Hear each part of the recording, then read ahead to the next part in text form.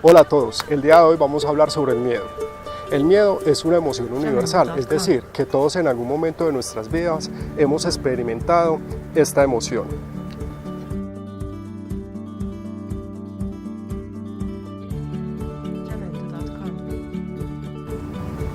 El miedo es una señal que indica que existe un desequilibrio entre una amenaza y los recursos que tenemos para resolverla.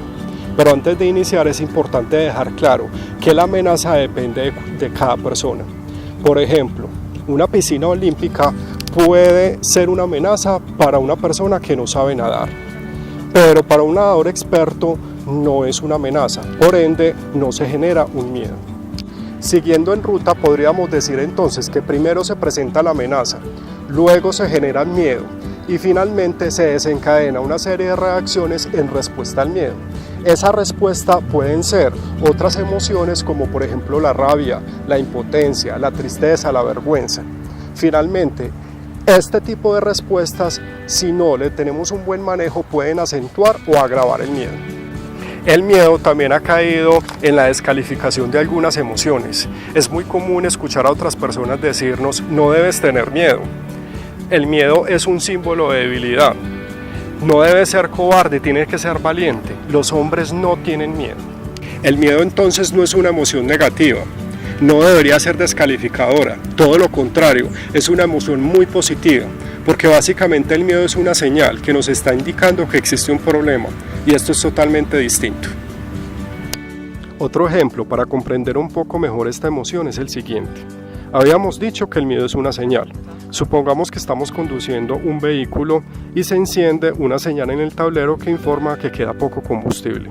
Todos sabemos que la luz en el tablero no es un problema, sino que es una señal extraordinaria informando que debemos resolver un problema.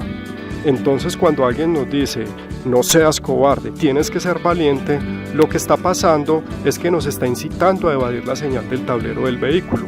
Y si la evadimos, pues no vamos a solucionar el problema y el vehículo se queda sin gasolina y puede ser peor. La valentía y la cobardía nacen de creer que todos tenemos los mismos recursos para afrontar a una amenaza. Y esto no es así, porque si la amenaza supera los recursos, entonces se genera miedo.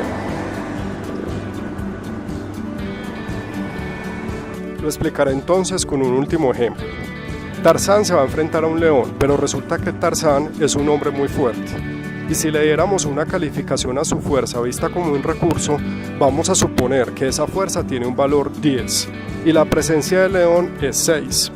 En este ejemplo, Tarzán tiene los recursos necesarios para afrontar al león y no se produce miedo. Por otra parte, suponiendo que Tarzán es una fuerza igual a 10, se encuentra con 3 leones con una amenaza total a 18, en esta situación se dispara la señal de miedo en Tarzán. Entonces, ¿dónde queda la cobardía y la valentía? ¿Quieres vivir con miedo? Pues escúchalo, no lo ignores, no seas ciego ante él, acéptalo y reconócelo. Será el inicio para que desarrolles y potencialices tus capacidades. De esta manera puedes vivir con mayor tranquilidad y confianza. Abre la puerta de tu conciencia, ingresa, vive y aprende.